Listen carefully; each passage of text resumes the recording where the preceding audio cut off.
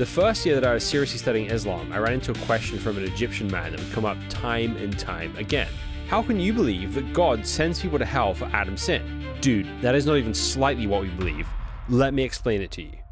My name is James and I run the Al-Maida Initiative, and for the last 10 years I've been getting Christians and Muslims together over food to have friendly but also honest conversations. We just got done talking about the key differences in the way Muslims and Christians look at the nature of God, and now we're going to walk through some more key differences. This week we're going to talk about human nature, next week we'll talk about the purpose of life, and then we're going to discuss how both religions see Judgment Day.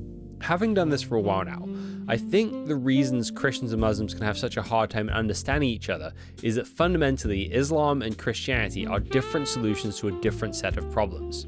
The first year that I was seriously studying Islam, I ran into a question from an Egyptian man that came up time and time again. How can you believe that God sends people to hell for Adam's sin? That question stopped me in my tracks because what he was asking seemed so foreign to me and I couldn't get my head around it. I eventually told him that Christians don't believe we're punished for Adam's sin, but for our own.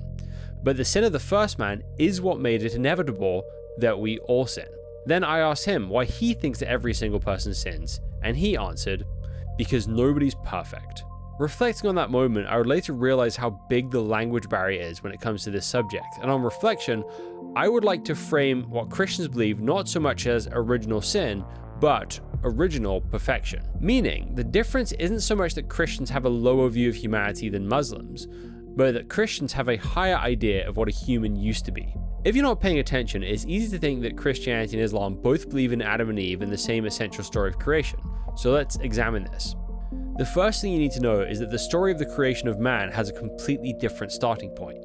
In the Qur'an, Adam and Hawa, Eve, are created in paradise, which is not located on earth, and then are sent to the earth.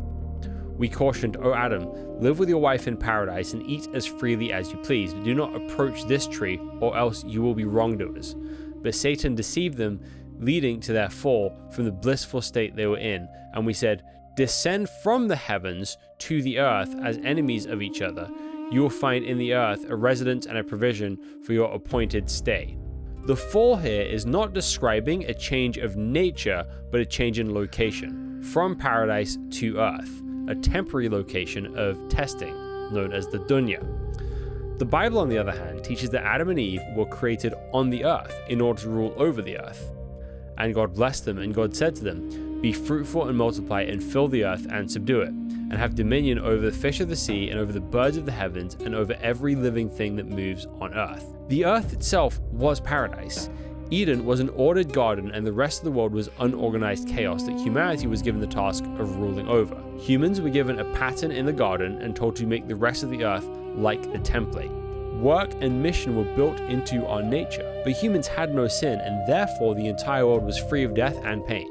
The Bible teaches that when Adam disobeyed God, both his nature and the nature of reality itself fundamentally changed.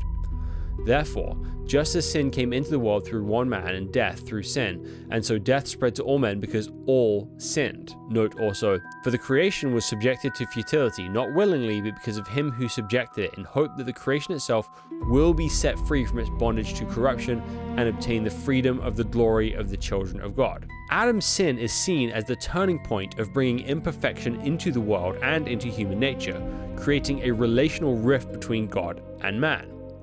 Biblically, the reason man cannot see God and live is less to do with how powerful God is, since Adam and Eve interacted with God as if it was normal, but because God is both powerful and purely righteous, and anything corrupt cannot be in his presence.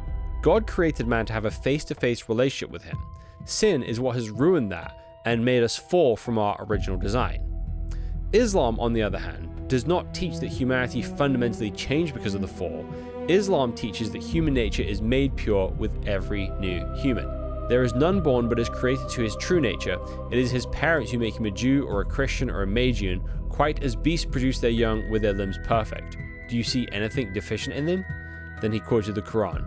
The nature made by Allah in which he is created in men, there is no altering of Allah's creation.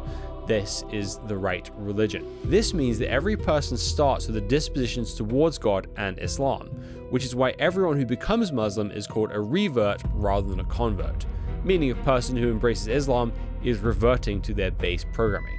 Starting with this assumption gives parents and society a heavy and sacred responsibility to protect each child born into it from being corrupted by outside influences. With the assumption that every human starts with a clean slate, the Qur'an teaches that fundamentally, life on earth is a test. Join us next week and we're going to talk about that. Do Christians also believe that life is a test? Or is this another big difference?